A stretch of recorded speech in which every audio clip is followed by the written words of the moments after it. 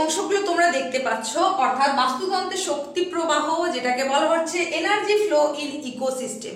এই জিনিসটা কি সেটা তোমরা ডায়াগ্রামটা আগে ভালো করে দেখো, দেখে বোঝার চেষ্টা করো। আর যতটা সহজ করে তোমাদেরকে বোঝানো যায় সেটা তো আমি অবশ্যই বলে দেবো। তোমরা এই জিনিসগুলো কিন্তু আগেও পড়ে চলে এসেছো, তাই এখন একটু দেখে নিলেই আশা করছি আবার তোমাদের রোমন্থন হয়ে যাবে, মনে পড়ে যাবে, খুব সহজেই মনে রাখতে পারবে। তো এই যে বাস্তুতন্ত্রের শক্তি প্রবাহ, এটা কি জিনিস সেটা তো জানাবো, তারই সঙ্গে সঙ্গে তোমাদের আরো যেগুলো দেখাচ্ছি সেটা হচ্ছে শক্তি প্রবাহটা কি রকম ভাবে হচ্ছে প্রবাহিত সেটা বুঝিয়ে দেবো। তারই সঙ্গে সঙ্গে পুষ্টি চক্রটা সম্পর্কেও কিন্তু তোমাদের আইডিয়া পেয়ে নিতে হবে। তো যেহেতু এই বিষয়গুলো আলোচনা হচ্ছে আজকের উপস্থাপনায়, তাই মনোযোগ সহকারে তোমাকে শুনতে হবে, দেখতে হবে, বুঝে নিতে হবে। প্রয়োজনে অবশ্যই গুরুত্বপূর্ণ জিনিসগুলো নোট ডাউন করতে হবে। সময় নষ্ট একেবারেই না করে আমরা সরাসরি ক্লাসে চলে যাব এবং প্রত্যেকটা অংশকে খুব ভালোভাবে পরিষ্কারভাবে বুঝে নেব। তো গত ক্লাসে আমরা তোমাদের যে ইউনিট 5 এর সিলেবাসের অন্তর্গত যে অংশটা রয়েছে জীবমণ্ডল, সেটারই কিছুটা অংশ কিন্তু পার্ট 1 হিসেবে বা পর্ব 1 হিসেবে আমরা পড়ে নিয়েছি, যেখানে আমরা অনেক কিছু জানতে পেরেছি। সেখানে বায়োস্ফিয়ার জিনিসটা কি বা জীবমণ্ডল সম্পর্কে বেশ কিছুটা অংশ আমরা পড়ে নিয়েছিলাম। কোন পর্যন্ত না, এই অংশ পর্যন্ত, অর্থাৎ বাস্তুতন্ত্রের শ্রেণী বিভাগ পর্যন্ত বা প্রকারভেদ পর্যন্ত আমাদের পড়া হয়ে গিয়েছিল। এরপরে আজকের এই যে কনসেপ্ট ক্লিয়ারের ক্লাস, অর্থাৎ যে দ্বিতীয় পর্ব জীবমণ্ডল অধ্যায়ের, এই দ্বিতীয় পর্বে আমরা কোন কোন জিনিসগুলো জানবো না, সেখানে আমরা পুষ্টি স্তর বা ট্রপিক লেভেল এটা জানবো, খাদ্য শৃঙ্খল, খাদ্য জাল, এগুলো আমরা একে একে আলোচনা করে নেব। সম্পূর্ণ ক্লাসটা মনোযোগ সহকারে দেখলে তবেই কিন্তু বুঝে ওঠা সম্ভব। যদিও এই জিনিসগুলো অল্প বিস্তর তোমরা পড়ে চলে এসেছো, জীবন বিজ্ঞানে পড়ে চলে এসেছো নিচু ক্লাসে, তাই একটু মনোযোগ সহকারে যদি শুনে নাও তাহলে কিন্তু তোমার এই বিষয়গুলো সম্পর্কে আরো ধারণাটা স্বচ্ছ হয়ে যাবে। তাই এখান থেকে যদি যে কোনো প্রশ্নই এসে থাকবে তো সেটা তুমি খুব সহজেই কিন্তু উত্তরটা করে নিতে পারবে। সময় নষ্ট না করে আজকের পর্ব, অর্থাৎ এই যে দ্বিতীয় পর্ব, এখানের যে গুরুত্বপূর্ণ আলোচনাগুলো আমরা সেটা শুরু করে দিই। অবশ্যই হাতের কাছে খাতা পেন রাখো, গুরুত্বপূর্ণ বিষয়বস্তুগুলো নোট ডাউন করতে থাকো। ক্লাস 12 এর প্রিয় ছাত্রছাত্রীরা, আজকে তোমাদের 3rd সেমিস্টারের ভূগোল বিষয়ের নতুন আরো একটা উপস্থাপনা নিয়ে চলে এলাম, যেটা তোমাদের সিলেবাসের অন্তর্গত ইউনিট 5 এ যেটা রয়েছে জীবমণ্ডল বা বায়োস্ফিয়ার, সেখান থেকেই কিন্তু আমরা সেকেন্ড পার্টটা আলোচনা করে নেব। তো এই জীবমণ্ডল বা বায়োস্ফিয়ারের কিছুটা অংশ আমরা তো আগেই পড়ে নিয়েছি। এখন আমরা যেটা দেখব সেখানে প্রথমেই তোমাদের যেটা জানাতে চলেছে সেটা হচ্ছে বাস্তুতন্ত্রের শক্তি প্রবাহ বা এনার্জি ফ্লো ইন ইকোসিস্টেম। তাহলে বাস্তুতন্ত্রে শক্তির যে প্রবাহ হয় বা স্থানান্তর হয় সেটা কিভাবে হয়, কোন পদ্ধতিতে হয়, সেটাই তোমাদেরকে কিন্তু দেখাচ্ছি। আর যাতে খুব সহজে তোমরা বুঝতে পারো তার জন্য আমি ডায়াগ্রামের ওপরে বেস করে তোমাদের বোঝানোর চেষ্টা করছি। দেখে নাও, বুঝে নাও। দেখো, বাস্তুতন্ত্রের সমস্ত শক্তির যে উৎস সেটাকে অবশ্যই সূর্য। এইবার এই সূর্যের যে শক্তি, সেই শক্তির বেশ কিছুটা অংশ নিজের মধ্যে আবদ্ধ করে নিচ্ছে কারা না, সেটা হচ্ছে উৎপাদক, অর্থাৎ যাদেরকে আমরা বলছি স্বভোজী। তারা নিজের দেহে এই শক্তিকে সঞ্চয় করে রাখছে, এবার নিজের প্রয়োজনে খুব সামান্য সেটাকে ব্যবহার করছে বা কাজে লাগাচ্ছে। এইবার এই যে শক্তিটা, যেটা তার নিজের প্রয়োজন ছাড়া এবার পরবর্তীতে বা পরবর্তী ধাপে যেটা স্থানান্তরিত হয়ে যাচ্ছে, সেটা কোথায় না প্রাথমিক খাদকের কাছে, যেটাখানে আমরা বলতে পারি যে উৎপাদক হিসেবে উদাহরণ দিয়েছি ঘাস। তাহলে সেখানে প্রাথমিক খাদকের কাছে সেটা, অর্থাৎ ঘাসকে খাচ্ছে ফড়িং বা ঘাস ফড়িং আমরা বলতে পারি, সেখানে স্থানান্তর হয়ে যাচ্ছে। নেক্সট সেটা চলে যাচ্ছে ঘাস ফড়িংকে যে খাচ্ছে, অর্থাৎ সেটা ব্যাঙ হতে পারে। এইবার সেখানে চলে যাচ্ছে, শক্তিটা স্থানান্তরিত হয়ে যাচ্ছে, এরপরে আবার ব্যাঙকে কে খেয়ে নিচ্ছে না, সেটা হচ্ছে বাজ পাখি।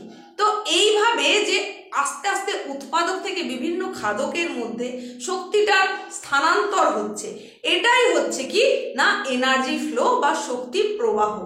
তাহলে আমরা উৎপাদক হিসেবে স্বভোজীকে পেলাম, মানে ঘাস এখানে আমরা বললাম। এরপরে তাকে যে খাচ্ছে তাকে আমরা কি বলছি, প্রথম শ্রেণীর খাদক বা প্রাথমিক খাদক। সেই হিসেবে আমরা যেটাকে দেখিয়েছি সেটা হচ্ছে ফড়িং। নেক্সট যেটাকে দেখিয়েছি সেটা হচ্ছে দ্বিতীয় শ্রেণীর খাদক বা গৌণ খাদক, সেটা হচ্ছে ব্যাঙ। এরপরে তৃতীয় শ্রেণীর খাদক বা প্রগৌণ খাদক বা সর্বোচ্চ খাদক, যেটা হচ্ছে বাজ পাখি। তো এই সূর্যের যে এনার্জি বা শক্তি, সেটা প্রথমে এসে গেল আমাদের উৎপাদকের কাছে, তারপর একটা একটা করে আস্তে আস্তে সেই শক্তিটা স্থানান্তরিত হতে থাকলো বিভিন্ন স্তরের মধ্যে দিয়ে। এখানে আমরা কিন্তু কখনোই দেখতে পাবো না যে বাজ পাখির কাছ থেকে শক্তিটা এই উৎপাদকের কাছে বা ঘাসের কাছে ফেরত আসছে। সবসময় আমরা কি দেখব, উৎপাদক থেকে শক্তির স্থানান্তর হচ্ছে সর্বোচ্চ খাদক পর্যন্ত বা তৃতীয় শ্রেণীর খাদক পর্যন্ত।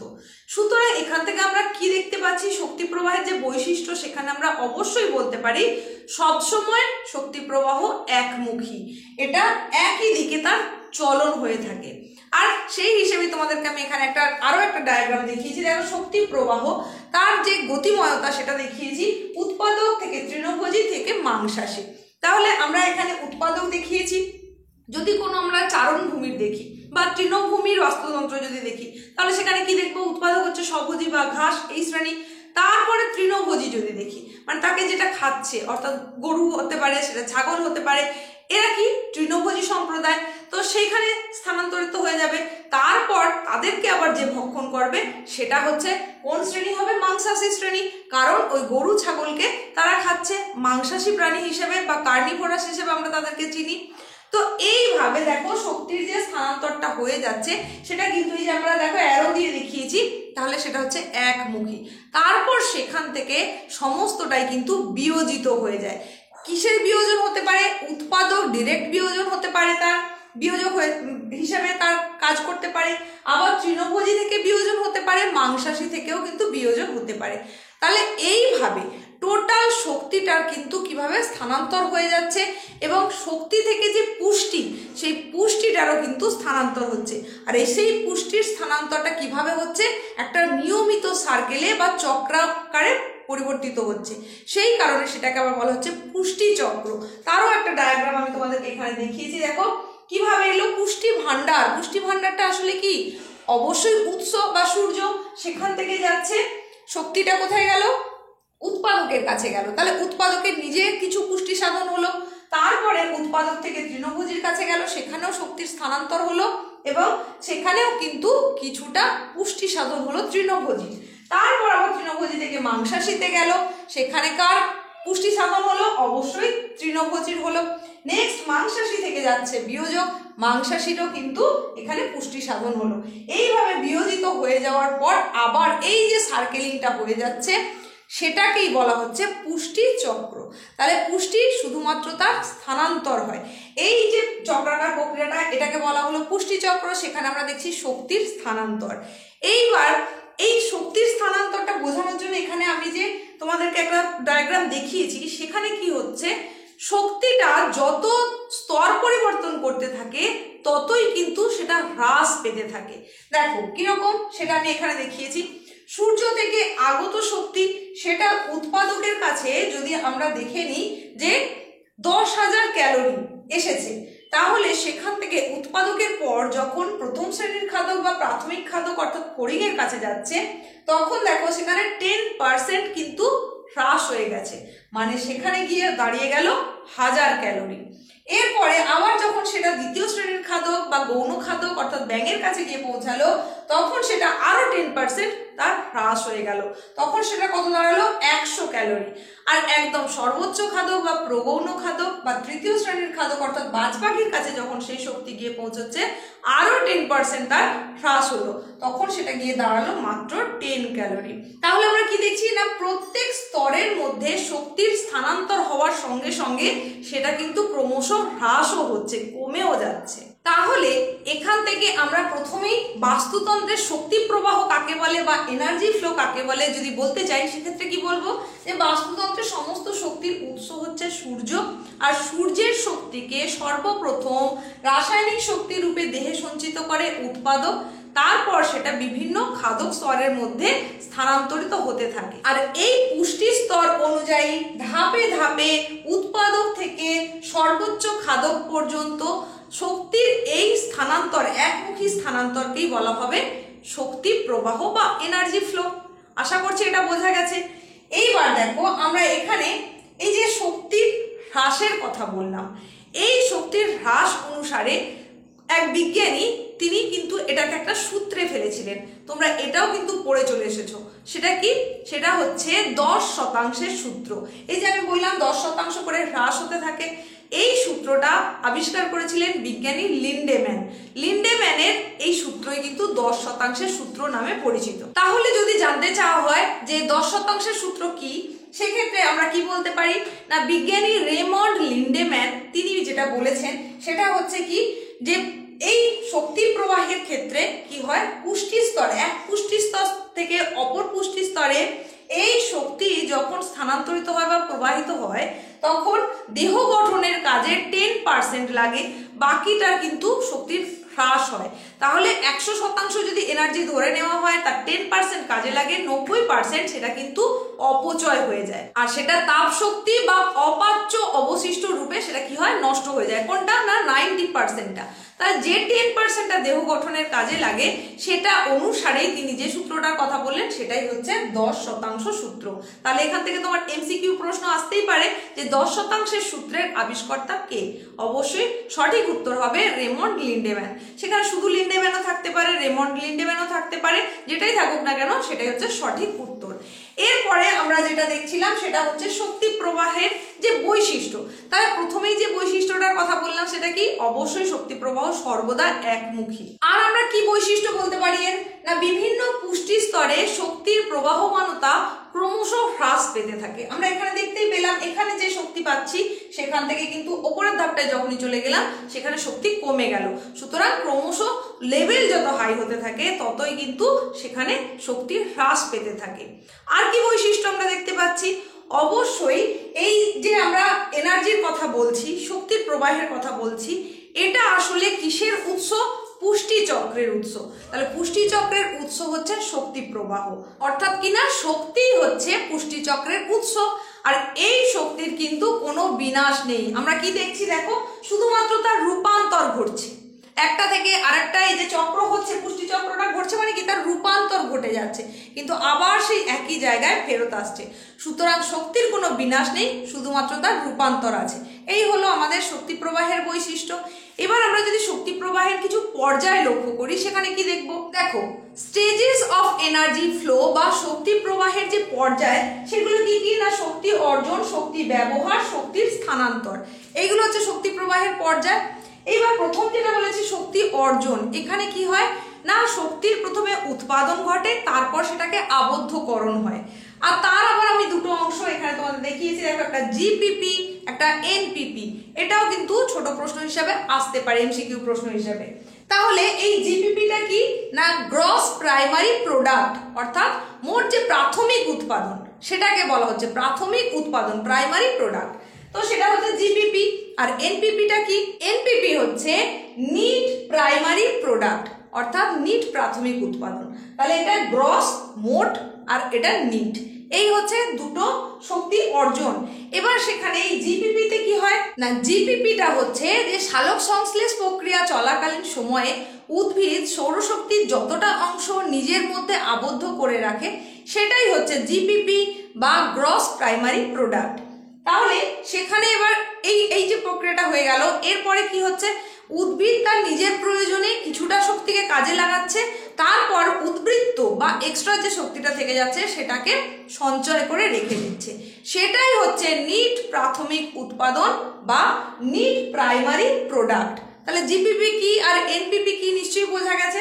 তার মাধ্যমে তাহলে কি হলো, শক্তিটার অর্জন হলো, সূর্যের কাছ থেকে শক্তি সহজই অর্থাৎ উৎপাদক গোষ্ঠী অর্জন করলো। নেক্সট যেটা বলেছি সেটা হচ্ছে শক্তির ব্যবহার। এইবার উদ্ভিদের কাছে সেটা তো সঞ্চয় করে রাখা আছে, সেই শক্তি এবার কোথায় স্থানান্তরিত হবে না, বিভিন্ন খাদক গোষ্ঠীর মধ্যে। বিভিন্ন খাদক গোষ্ঠীর মধ্যে যখন সেটা স্থানান্তর হচ্ছে তার মানে কি হচ্ছে, তখন সেখানে সেই খাদকদের কাছে আবার সেই শক্তিটার ব্যবহার হচ্ছে।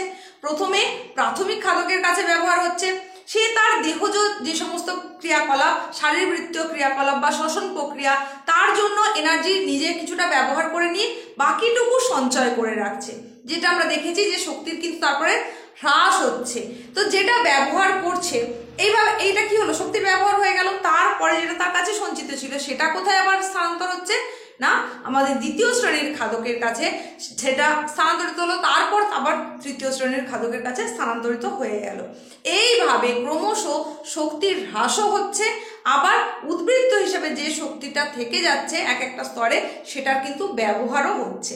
তাহলে আমরা শক্তির অর্জন দেখলাম একটা পর্যায়ে, শক্তির ব্যবহার একটা দেখলাম, আর একটা কি দেখছি, শক্তির স্থানান্তর। শক্তির স্থানান্তরটা আসলে আলাদা করে কিছু নয়, যেটা আমরা এতক্ষণ ধরে বললাম সেটাই, মানে উৎপাদক থেকে প্রাথমিক খাদক, প্রাথমিক খাদক থেকে গৌণ খাদক, গৌণ খাদক থেকে প্রগৌণ খাদক, এইভাবে এই যে শক্তিটা স্থানান্তর হচ্ছে সেটার কথাই কিন্তু এখানে বলা হয়েছে শক্তি প্রবাহের পর্যায় হিসাবে। আশা করছি এই যে এনার্জি ফ্লো বা শক্তি প্রবাহ সম্পর্কে যাবতীয় যা কিছু তোমরা নিশ্চয়ই বুঝতে পেরেছো। তো এখান থেকেই জিপিপি, এনপিপি, 10% সূত্র এগুলো কিন্তু খুব খুব গুরুত্বপূর্ণ, তাই এই অংশগুলো অবশ্যই ভালো করে দেখে নিতে হবে। তো এরপরে আমরা যে অংশটা দেখব সেটা হচ্ছে পুষ্টি স্তর বা ট্রপিক লেভেল। দেখো, আমরা যে পুষ্টি স্তর বা ট্রফিক লেভেল নিয়ে আলোচনা করার কথা বলছিলাম সেটা তোমাদেরকে এখানে সহজভাবে বোঝানোর চেষ্টা করছি, একটু মনোযোগ সহকারে দেখে নাও এবং বুঝে নাও। দেখো, তাহলে ট্রফিক লেভেল কথাটা, এই ট্রফিকের এই যে শব্দ সেটা এলো কোথা থেকে? সেটা একটা গ্রিক শব্দ থেকে এসেছে। এই গ্রিক শব্দটা হচ্ছে কি, ট্রফ। তাহলে গ্রিক শব্দ ট্রফ থেকে এসেছে ট্রফিক, এর অর্থ হচ্ছে খাদ্যের যোগান। তাহলে যে লেভেলে বা যে স্তরে খাদ্যের যোগান থাকবে সেটাই পুষ্টি স্তর বা ট্রফিক লেভেল। এবার যদি কাকে বলে এটা আমরা একটু বিস্তারিতভাবে আলোচনা করি, সেটাও আমি তোমাদেরকে এখানে দেখিয়েছি, একটু ভালো করে দেখে নাও, বুঝে নাও। দেখো, প্রত্যেক বাস্তুতন্ত্রে, কেন প্রত্যেক বাস্তুতন্ত্র বলা হচ্ছে? কারণ বাস্তুতন্ত্রের ধরনটা বিভিন্ন রকম হতে পারে, আমরা আগেই দেখে এলাম। সেটা তৃণভূমির বাস্তুতন্ত্র হতে পারে, পুকুরের বাস্তুতন্ত্র হতে পারে, জলাশয়ের বাস্তুতন্ত্র, মানে বিভিন্ন রকমের বাস্তুতন্ত্র হতে পারে, মরুভূমির হতে পারে। তো সেই জন্য বলা হচ্ছে প্রত্যেক বাস্তুতন্ত্রে খাদ্য শৃঙ্খলে আবদ্ধ জীবগোষ্ঠীকে পুষ্টির ক্রম পর্যায়ে উৎপাদক থেকে বিভিন্ন খাদক স্তরে সাজালে সেই সজ্জারীতির প্রত্যেকটা ধাপে বা স্তরকেই বলা হচ্ছে পুষ্টি স্তর বা ট্রফিক লেভেল। এইবার আমরা এখানে শক্তি প্রবাহের যে স্তরটা দেখেছিলাম তার সঙ্গে মেলাও, তাহলেই তোমাদের কাছে আরো ক্লিয়ার হয়ে যাবে ব্যাপারটা। দেখো, আমরা কি বলেছিলাম যে প্রত্যেক বাস্তুতন্ত্র, তাহলে এটা আমরা ধরে নিলাম যে কোনো একটা বাস্তুতন্ত্র, সেটা হচ্ছে তৃণভূমির বাস্তুতন্ত্রই আমরা এখানে দেখিয়েছিলাম। তো এই বাস্তুতন্ত্রে খাদ্য শৃঙ্খলে আবদ্ধ জীবগোষ্ঠীকে, তাহলে এটা যদি আমরা একটা টোটাল খাদ্য শৃঙ্খল ধরে নিই, যেটা আমরা পরে আরো ডিটেলসে আলোচনা করব, সেখানে আবদ্ধ জীবগোষ্ঠী, তাহলে এখানে কোন কোন জীবগোষ্ঠী আবদ্ধ অবস্থায় রয়েছে? দেখো, প্রথমে রয়েছে উৎপাদক, তারপরে কি আছে ফড়িং, ব্যাঙ, বাজ পাখি, এইভাবে যে আবদ্ধ জীবগোষ্ঠী কি বলা হচ্ছে পুষ্টির ক্রম পর্যায়ে, এক পর্যায় থেকে আরেক পর্যায়ে পুষ্টি অনুযায়ী, পুষ্টির ধরন অনুযায়ী যদি সাজানো হয় তাহলে যে বিশেষ সজ্জা রীতি পাওয়া যায়, এই যে ধরনটা, এই যে স্ট্রাকচারটা পাওয়া গেল, সেই সজ্জা রীতির প্রত্যেকটা স্তরকে বলা হবে কি পুষ্টি স্তর বা ট্রফিক লেভেল। তাহলে আমার এই একটা পুষ্টি স্তর, এই একটা পুষ্টি স্তর, আবার এই একটা পুষ্টি স্তর, তাহলে এরকম একাধিক পুষ্টি স্তর কিন্তু থাকবে। তো এই হচ্ছে আমাদের সংজ্ঞা বা কাকে বলে হয়ে গেল। নেক্সট আমরা যদি দেখি যে তাহলে এই যে ট্রফিক লেভেলের কথা বলছি বা পুষ্টি স্তরের কথা বলছি, তাহলে এর কি বৈশিষ্ট্য? একদম শক্তি প্রবাহের ক্ষেত্রে আমরা যেমন দেখেছি পুষ্টি স্তর বা ট্রফিক লেভেলেরও একই, সেখানে কি হবে, পুষ্টিটা একমুখী হবে। আর আমরা কি দেখতে পারবো, ট্রফিক লেভেল বা পুষ্টি স্তরের একেবারে নিম্ন স্তর যেটা, অর্থাৎ যেটা ভূমি, সেখানে কি অবস্থান করবে? সেখানে থাকবে উৎপাদক বা প্রডিউসার বা স্বভোজী, এবং তারপরে বিভিন্ন স্তরে বিভিন্ন শ্রেণীর খাদকেরা থাকবে, সেটা প্রাথমিক স্তর হতে পারে, গৌণ স্তর হতে পারে বা প্রগৌণ স্তর হতে পারে। তো এইভাবে স্তরগুলো সজ্জিত থাকবে। এর পরবর্তী বৈশিষ্ট্য আমরা কি দেখব, যে ট্রফিক লেভেলের যে স্তরগুলো সেটা সংখ্যায় 4টে অথবা 5টা হতে পারে।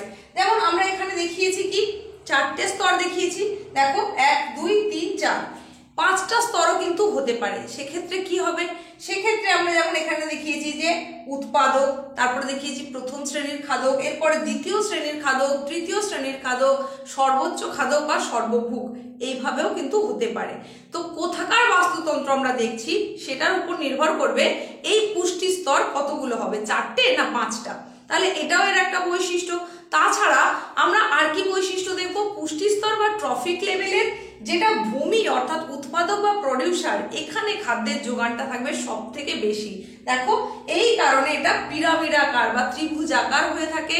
এর ভূমি বা বেস হচ্ছে চওড়া, মানে এখানে সংখ্যাটা অনেক বেশি, যোগান অনেক বেশি। এরপরে আমরা যত স্তর অনুযায়ী পরপর ওপরের দিকে যেতে থাকবো, সর্বোচ্চের দিকে যেতে থাকবো, সেখানে কিন্তু এই খাদ্যের যোগান ধীরে ধীরে ধীরে ধীরে হ্রাস পাবে বা কমতে থাকবে। এইবার আমি তোমাদেরকে এখানে একটা দেখিয়েছি, দেখো পুষ্টি স্তর একে যদি আমরা ভাগ করি তাহলে কি দেখতে পাবো না, সেখানে মূলত 3টে শ্রেণী আমরা দেখতে পাবো। কি কি? স্বভোজী, পরভোজী, বিয়োজক। কিভাবে? দেখো, এখানে যেটা উৎপাদক সেটাকেই আমরা কি বলেছি? স্বভোজী, প্রডিউসার। আর তারপরে যেগুলো আছে সবাই কিন্তু পরভোজী, মানে অন্যকে খাদ্য হিসাবে গ্রহণ করে বেঁচে থাকে। একমাত্র উৎপাদক নিজের খাদ্য নিজে তৈরি করে এবং অন্যকে খাদ্যের যোগান দেয়। তাহলে এ হচ্ছে স্বভোজী। বাদ বাকি সবগুলোই কিন্তু পরভোজী। হতে পারে সেটা প্রথম শ্রেণীর, হতে পারে দ্বিতীয় শ্রেণীর বা তৃতীয় শ্রেণীর খাদ্য, যাই হোক না কেন সবগুলোই কিন্তু পরভোজী। আর সবের শেষে যে ভাগটা দেখাচ্ছি সেটা হচ্ছে বিয়োজক, মানে সবের বিয়োজন ঘটাবে এই বিয়োজক। আর আমরা যদি পুষ্টি স্তর বা ট্রফিক লেভেলের গঠন দেখি তাহলে সেই গঠনটা হবে অনেকটা এটা। এখানে তোমাদেরকে খাদ্য স্তর বলে দেখিয়েছি, পুষ্টি স্তর যা এটাই খাদ্য স্তর, আর এটাই হচ্ছে ট্রফিক লেভেল। তাহলে এর গঠনটা কিরকম হবে? একেবারে নিচে থাকবে স্বভোজী অর্থাৎ উৎপাদক, সেটা তোমাদেরকে আমি এই ছবিতেও দেখিয়েছি। তারই সঙ্গে সঙ্গে কি থাকবে? তারপরে থাকবে তৃণভোজী, যেটা দ্বিতীয় স্তর। আর তৃতীয় স্তরে কি থাকবে? মাংসাশী, যারা তৃণভোজীকে ভক্ষণ করবে। আর চতুর্থ স্তরে থাকবে সর্বভুক। তাহলে প্রথম স্তরে যে থাকছে স্বভোজী বা উৎপাদক, তাহলে এরা কারা? না, যে সমস্ত জীবগোষ্ঠী নিজের খাদ্য নিজেরা তৈরি করতে পারবে তারাই হচ্ছে স্বভোজী বা প্রডিউসার বা উৎপাদক। তো এই হচ্ছে আমাদের প্রথম স্তর হয়ে গেল। দ্বিতীয় স্তরের ক্ষেত্রে যদি আমরা বলি তাহলে সেটা হচ্ছে কারা? সেটা হচ্ছে হার্বিভোরাস অর্থাৎ তৃণভোজী সম্প্রদায়। উৎপাদককে যারা সরাসরি ভক্ষণ করে তাদেরকেই আমরা বলবো তৃণভোজী বা হার্বিভোরাস। আর এটা হচ্ছে দ্বিতীয় স্তরের মধ্যে পড়ছে। তৃতীয় স্তরে কারা যাচ্ছে না, যারা হার্বিভোরাস শ্রেণীর প্রাণীকে ভক্ষণ করে অর্থাৎ তৃণভোজীদেরকে ভক্ষণ করে তারাই হচ্ছে কার্নিভোরাস বা মাংসাশী প্রাণী, সেটা তৃতীয় স্তর হয়ে গেল।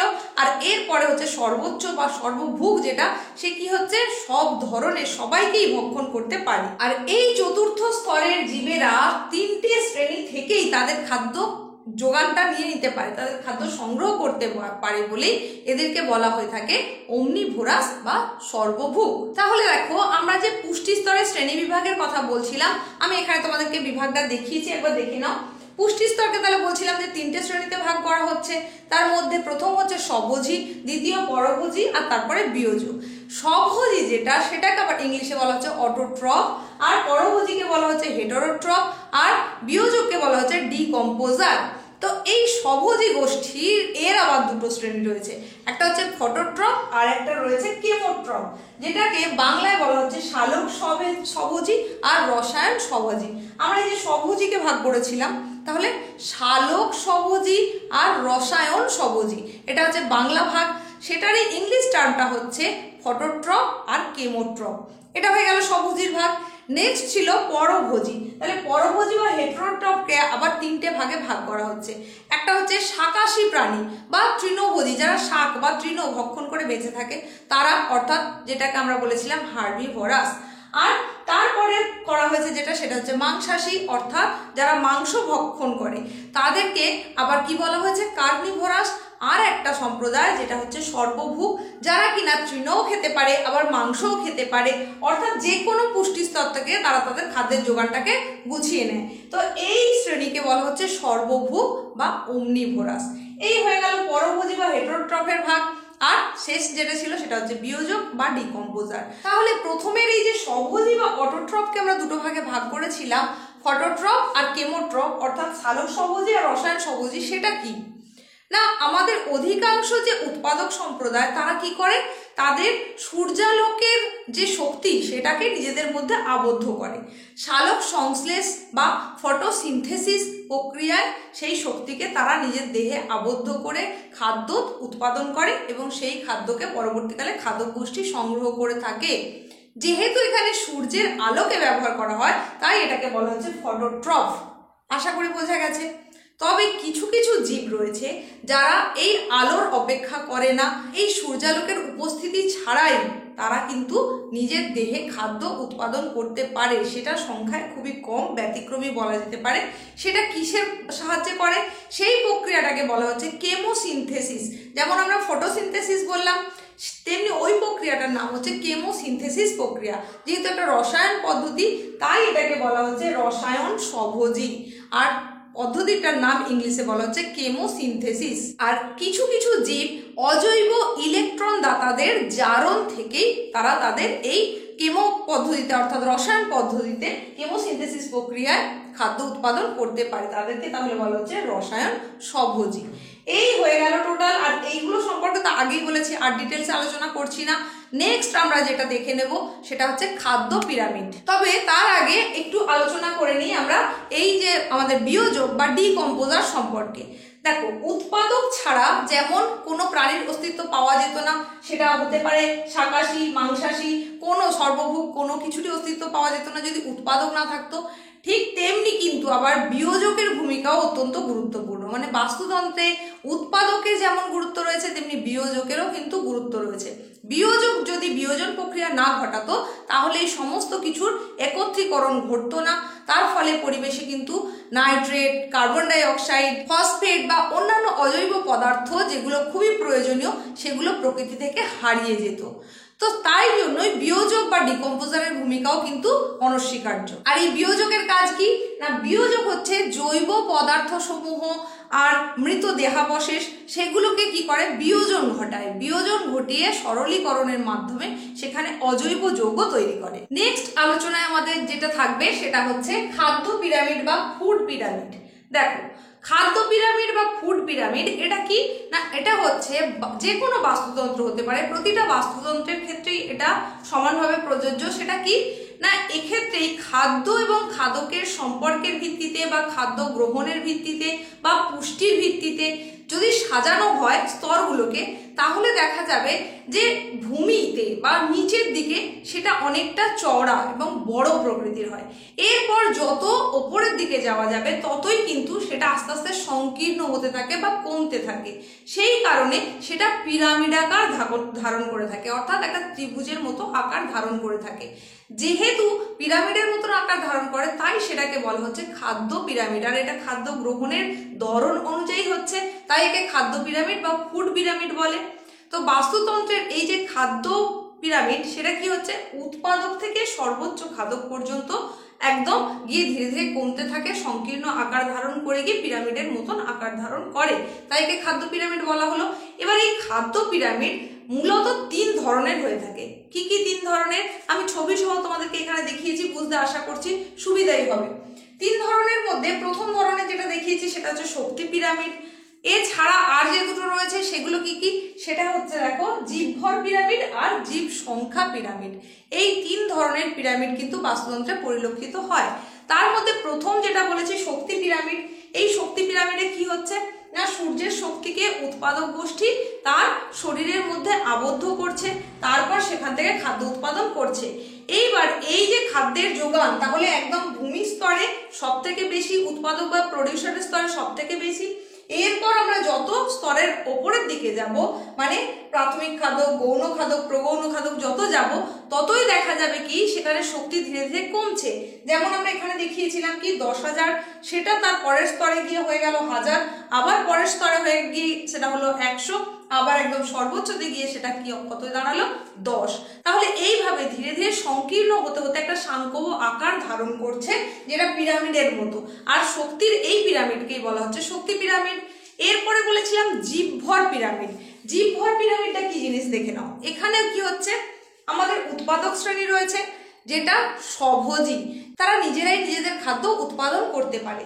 এইবার এই উৎপাদককে ভক্ষণ করছে কীটপতঙ্গরা, কীটপতঙ্গদের ভক্ষণ করছে আবার কীটপতঙ্গ ভুক প্রাণীরা, তারপরে তাদেরকে ভক্ষণ করছে বাজ পাখি। এই যে এটাকেই বলা হচ্ছে জীবভর পিরামিড। তাহলে এই যে বায়োমাস পিরামিড বা জীবভর পিরামিডে আমরা জীবভরের কথা বলছি, সেটা আসলে কি? জীবভর হচ্ছে জীবদেহের শুষ্ক ওজন। সেক্ষেত্রে তৃণভূমি বা উৎপাদকের জীবভর সব থেকে বেশি, তাই তারা পিরামিডের সব থেকে নিচে থাকে, তারপর ধীরে ধীরে স্তরটা সংকীর্ণ হতে থাকে। তো এইখানে দেখো আমি যা যা দেখিয়েছি তার মধ্যে জীবভর পিরামিডে তাহলে আমরা কি দেখলাম, জীবভর কার বেশি হলো, উৎপাদক শ্রেণীর। নেক্সট আমরা যে পিরামিডটা দেখেছি সেটা হচ্ছে কি জীব সংখ্যা পিরামিড। সংখ্যাগতভাবে যদি দেখা যায় তাহলে দেখো উৎপাদক অর্থাৎ সমগ্র উদ্ভিদ গোষ্ঠী, তার যে সংখ্যা সেটাকে তুমি কিন্তু নির্দিষ্টভাবে পরিমাপ করতে পারবে না। একটা অঞ্চল বেসিসেও যদি হয়ে থাকে তাহলে তার সংখ্যাটা অনেক বেশি, কিন্তু সেই সবুজ উদ্ভিদ বা তৃণকে আমি যদি ধরে নিই যারা ভক্ষণ করছে অর্থাৎ তৃণভোজী, সেখানে গরু ছাগলকে আমরা কিন্তু হিসেব করতে পারবো, কাউন্ট করতে পারবো, আর তার সংখ্যাটা কিন্তু ওই উদ্ভিদের তুলনায় অবশ্যই কম হয়। আবার দেখো এই তৃণভোজীদেরকে যারা মাংসাশী, আমরা যারা ভক্ষণ করছি বা অন্য কোনো প্রাণী যারা ভক্ষণ করছে, তার সংখ্যাটা কিন্তু আবার এদের তুলনায় কম হয়ে থাকবে। তাহলে সেখানে এই মাংসাশীর সংখ্যাটা আবার কমে গেল। এবার এই মাংসাশীদেরকে যারা আবার ভক্ষণ করছে তারা অর্থাৎ সর্বভুক, তারা কিন্তু সংখ্যায় আরো কম। সর্বভুক প্রজাতি হিসেবে আমরা সিংহের কথা বলতে পারি, বাঘের কথা বলতে পারি, সেগুলো কিন্তু অত্যন্ত সংখ্যায় কম, মানে অনেক সময় দেখা যাচ্ছে বিলুপ্তির পথে। তাহলে কি হচ্ছে, এক্ষেত্রেও আমরা দেখলাম যে উৎপাদক গোষ্ঠী থেকে কিন্তু ধীরে ধীরে আস্তে আস্তে কমতে থাকছে। তাহলে জীব সংখ্যাটাও কিন্তু পিরামিড আকার ধারণ করছে। তো এই হচ্ছে খাদ্য পিরামিড, যেখানে মূলত পিরামিডের আকৃতি ধারণ করে থাকে 3 ধরনের পিরামিড হয়ে থাকে: শক্তি পিরামিড, জীবভর পিরামিড আর জীব সংখ্যা পিরামিড। এরপরে তাহলে আমরা যেটা আলোচনা করে নেব সেটা হচ্ছে খাদ্য শৃঙ্খল বা ফুড চেন। ফুড চেন বা খাদ্য শৃঙ্খল, সেটা আমরা কাকে বলবো না, যে প্রক্রিয়ায় শক্তি ও পুষ্টি উৎপাদক থেকে বিভিন্ন খাদক স্তরে খাদ্য সম্পর্কের ভিত্তিতে বিভিন্ন পুষ্টি স্তরের মধ্য দিয়ে একটা নির্দিষ্ট শৃঙ্খল তৈরি করে, তাকেই বলা হবে খাদ্য শৃঙ্খল বা ফুড চেন। যেমন দেখো খাদ্য শৃঙ্খল হিসেবে আমি তোমাদেরকে এখানে কতগুলো উদাহরণ দেখিয়েছি। দেখো কিরকম ভাবে শৃঙ্খলটা তৈরি হচ্ছে, চেন ওয়াইজ কিভাবে যাচ্ছে ব্যাপারটা দেখো। আমরা এখানে দেখিয়েছি ঘাস, তাহলে ঘাস হচ্ছে কি উৎপাদক, সেখান থেকে সেই ঘাসকে খাচ্ছে কি গঙ্গা ফড়িং, গঙ্গা ফড়িং থেকে সেটা যাচ্ছে ব্যাঙ, আর ব্যাঙকে খেয়ে নিচ্ছে সাপ, সাপ সে আবার ভক্ষিত হচ্ছে বাজ পাখি বা ময়ূর দ্বারা। এই যে একটা শৃঙ্খল, আমরা কিন্তু কখনোই দেখতে পাবো না যে ঘাসকে বাজ পাখি খেয়ে নিচ্ছে। আবার এই গঙ্গা ফড়িং এটাও কিন্তু যেহেতু সর্বোচ্চ খাদক, সবই খেতে পারে, তৃণও খেতে পারে, মাংসও খেতে পারে, তো সেটা আমরা এক্ষেত্রে দেখতে পাবো, কিন্তু কখনোই দেখতে পাবো না যে ঘাসকে সাপ খাচ্ছে। তো এই যে ব্যাপারটা, একটা শৃঙ্খলাবদ্ধ পরিস্থিতি তৈরি হচ্ছে, এটাই হচ্ছে খাদ্য শৃঙ্খল। তাহলে আমরা এখানে যে শৃঙ্খলটা দেখালাম এটা কোন জায়গাকার হবে, অবশ্যই তৃণভূমির খাদ্য শৃঙ্খল। এরপরে দেখো আবার এখানে দেখিয়েছি কি গুল্ম, গুল্মকে খাচ্ছে হরিণ, হরিণকে খাচ্ছে বাঘ। এই যে খাদ্য শৃঙ্খল, এটা আমরা কোথায় দেখতে পাবো, অরণ্যে লক্ষ্য করতে পারবো। তাহলে এটা অরণ্যের খাদ্য শৃঙ্খল। আরো একটা খাদ্য শৃঙ্খল তোমাদেরকে দেখাচ্ছি, দেখো ফাইটোপ্লাঙ্কটন, মানে ছোট ছোট উদ্ভিদ, সামুদ্রিক যে সমস্ত উদ্ভিদ, জলাশয়ের উদ্ভিদ। তাহলে ফাইটোপ্লাঙ্কটন, তা থেকে খাচ্ছে কি সেটাকে জুপ্লাঙ্কটন, মানে অতি ক্ষুদ্র জলজ প্রাণী, তারা খাচ্ছে। সেই জলজ প্রাণীগুলোকে কারা খাচ্ছে, ছোট মাছ, ছোট মাছগুলোকে আবার বড় মাছ ভক্ষণ করছে, সেই বড় মাছগুলোকে কে ভক্ষণ করছে, পানকৌড়ি। এই যে এখানে তোমাদের দেখিয়েছি। তাহলে এই যে খাদ্য শৃঙ্খল, এটা কোথাকার, জলাশয়ের। তাহলে এই রকম বিভিন্ন খাদ্য শৃঙ্খল কিন্তু লক্ষ্য করা যাবে। পরিবেশের মধ্যে বহু খাদ্য শৃঙ্খল রয়েছে এবং সেগুলো কিন্তু বৈচিত্র্যে ভরপুর। তো এই যে খাদ্য শৃঙ্খলটা আমরা প্রথমে জানলাম কাকে বলে, তারপর এখানে বেশ কিছু উদাহরণ দেখলাম। এরপরে আমরা শ্রেণী বিভাগটা দেখে নিই। দেখো খাদ্য শৃঙ্খলকে যদি ভাগ করা হয় তাহলে দুটো ভিত্তিতে ভাগ করা হয়। প্রথম যে ভিত্তিটা দেখিয়েছি সেটা হচ্ছে খাদ্য খাদকের সম্পর্কের ভিত্তিতে, মানে খাদ্য এবং তাকে কে খাচ্ছে তাদের সম্পর্কের ভিত্তিতে এখানে আবার কতগুলো ভাগ রয়েছে। যেমন শিকারী খাদ্য শৃঙ্খল, পরজীবী খাদ্য শৃঙ্খল, মৃতজীবী খাদ্য শৃঙ্খল, এই ভাগগুলো। আবার খাদ্য গ্রহণের ধরনের ভিত্তিতে সেখানে 3টে ভাগ করা হচ্ছে। একটা হচ্ছে চারণভূমি খাদ্য শৃঙ্খল, একটা জৈবাবশেষ খাদ্য শৃঙ্খল বা একে কর্করীয় খাদ্য শৃঙ্খলও বলা হয়, আর একটা হচ্ছে বিয়োজক খাদ্য শৃঙ্খল। তাহলে দেখো আমরা এই যে প্রথমেই যেটা দেখিয়েছিলাম শিকারী খাদ্য শৃঙ্খল, এই হিসেবে আমরা যদি উদাহরণ দেখি তাহলে কি দেখতে পাবো, দেখো এখানে গঙ্গা ফড়িং, ব্যাঙ, সাপ, বাজ পাখি, এগুলো কি হলো, শিকার হয়ে গেল, শিকারী খাদ্য শৃঙ্খল কিন্তু এটা হয়ে গেল। নেক্সট আমরা যেটা দেখিয়েছিলাম সেটা হচ্ছে পরজীবী খাদ্য শৃঙ্খল। তাহলে তার উদাহরণ হিসেবে আমরা বলতে পারি, ধরে নাও কুকুর, সেটার থেকে কৃমি, তার থেকে আদ্য প্রাণী, তাহলে এটা হচ্ছে পরজীবী খাদ্য শৃঙ্খল। নেক্সট আমরা দেখিয়েছি মৃতজীবী খাদ্য শৃঙ্খল, তাহলে সেটা কি হবে, তাহলে তার উদাহরণ হিসেবে আমরা বলতে পারি পচা জৈব পদার্থ, সেটার থেকে ছত্রাক, আবার তাকে ব্যাকটেরিয়া। এই হচ্ছে আমাদের মৃতজীবী খাদ্য শৃঙ্খল। তার উদাহরণ বলে দিলাম। খাদ্য গ্রহণের ধরনের ভিত্তিতে যেটা আছে গ্রেজিং, যেটা অর্থাৎ চারণভূমি খাদ্য শৃঙ্খল বা গ্রেজিং ফুড চেন যেটা বলা হয়ে থাকে, তার উদাহরণ হিসেবে আমরা কি পাবো না, তার উদাহরণ হিসেবে আমরা এখানে আগেই দেখিয়েছি যে ঘাস থেকে, গঙ্গা হরিণ থেকে, ব্যাঙ থেকে, সাপ থেকে বাজপাখি বা ময়ূর, এটা আমরা বলতে পারি। আবার আমরা এটাও বলতে পারি ঘাস, সেখান থেকে খরগোশ বা হরিণ, আবার সেখান থেকে বাঘ। আর তার পরবর্তীতে যেটা বলেছি সেটা হচ্ছে জৈবাবশেষ খাদ্য শৃঙ্খল, বা যেটাকে বললাম কর্করীয় খাদ্য শৃঙ্খল, একে আবার ডেট্রিটাস খাদ্য শৃঙ্খলও বলা হয়ে থাকে। তাহলে এর উদাহরণ হিসেবে আমরা কি বলতে পারি, জৈবাবশেষ, তাহলে সেখানে আমরা পচা পাতার কথা বলতে পারি। সেখান থেকে হতে পারে কি কেঁচো, কেঁচোর পর সেটাকে আবার কোনো ছোট বা মাঝারি আকৃতির যে পাখি, তারা কেঁচোকে ভক্ষণ করছে, আবার ছোট বা মাঝারি আকৃতির পাখিগুলোকে ভক্ষণ করছে কে, অবশ্যই বাজ পাখি। তাহলে সেটা হয়ে গেল আমাদের জৈবাবশেষ খাদ্য শৃঙ্খল। আর বিয়োজক খাদ্য শৃঙ্খল হিসাবে আমরা যেটা পাবো সেটা হচ্ছে জৈব দেহাবশেষ, যেটা কিনা জটিল অবস্থায় ছিল, সেটাকে ছত্রাক বা ব্যাকটেরিয়া তারা কি করবে, সরল যৌগে পরিণত করবে। তাহলে সেক্ষেত্রে আমরা খাদ্য শৃঙ্খলটা এইভাবে বলতে পারি, জীব দেহাবশেষ, অ্যারো দিয়ে তোমরা দেখাতে পারো ছত্রাক ও ব্যাকটেরিয়া, আবার অ্যারো দিয়ে দেখাতে পারো সরল যৌগ। তো এই হয়ে গেল আমাদের খাদ্য শৃঙ্খলের শ্রেণী বিভাগ। তাহলে যদি বৈশিষ্ট্য বলতে বলা হয় আমরা কি দেখব, খাদ্য শৃঙ্খল সর্বদা একমুখী, যেমন আমরা শক্তি প্রবাহের ক্ষেত্রে দেখেছি, সেরকম এখানেও খাদ্য শৃঙ্খল দেখো সর্বদা একমুখী, এখানে কিন্তু কখনোই বিপরীত দিকে ফেরত আসবে না, সুতরাং সর্বদাই সেটা একমুখী। আর এখানেও আমরা যে বৈশিষ্ট্যটা দেখতে পাবো সেটা হচ্ছে কি না, সর্বোচ্চ স্তর ধীরে ধীরে সংকুচিত হতে থাকবে, বেস লেভেল অর্থাৎ যেটা আমাদের ভূমিতে থাকবে উৎপাদক গোষ্ঠী, সেটা কি হবে, সবসময় সংখ্যায় বেশি থাকবে, এটাও আমরা লক্ষ্য করতে পারবো। তারই সঙ্গে সঙ্গে আরো দেখবো যে এক্ষেত্রেও কিন্তু শতাংশের যে সূত্র সেটা এখানে প্রযোজ্য হয়ে থাকে, অর্থাৎ শক্তির স্থানান্তর যখন একটা স্তর থেকে আরেকটা স্তরে যখন যাওয়া যায় তখন কিন্তু শক্তির ক্রম হ্রাসমানতা লক্ষ্য করা যায়। তাছাড়াও আমরা দেখবো যে শক্তির কিন্তু স্থানান্তর এখানেও হয়ে থাকে, যেমন আমরা পুষ্টি স্তরে পড়ে এসেছিলাম বা ট্রফিক লেভেলে পড়েছিলাম যে একেবারে সর্বনিম্ন স্তরে যতটা পরিমাণ পুষ্টি থাকে ধীরে ধীরে সেটা কমতে থাকে, শক্তির স্থানান্তর হয় পরের পরের স্তরে।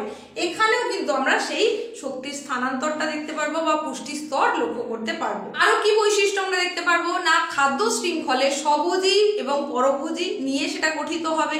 আর যেটা দেখতে পাবো সেটা হচ্ছে খাদ্য শৃঙ্খল মিলে কি হয়, খাদ্য জাল তৈরি হয়, একাধিক খাদ্য শৃঙ্খল মিলিয়ে আবার খাদ্য জাল প্রস্তুত হয়। তো এই হচ্ছে আমাদের টোটাল খাদ্য শৃঙ্খল বা ফুড চেন। আজকের উপস্থাপনার একদম শেষের দিকে আমরা এসে গেছি। এখন আমরা যেটুকু আলোচনা করে নেব, যেটা বাকি থেকে যাচ্ছে, সেটা হচ্ছে খাদ্য জাল বা ফুড ওয়েব।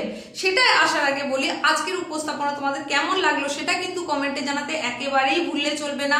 যদি পছন্দ হয়ে থাকে লাইক করতে হবে, বন্ধুদের মধ্যে প্রচুর পরিমাণে শেয়ার করে দিতে হবে।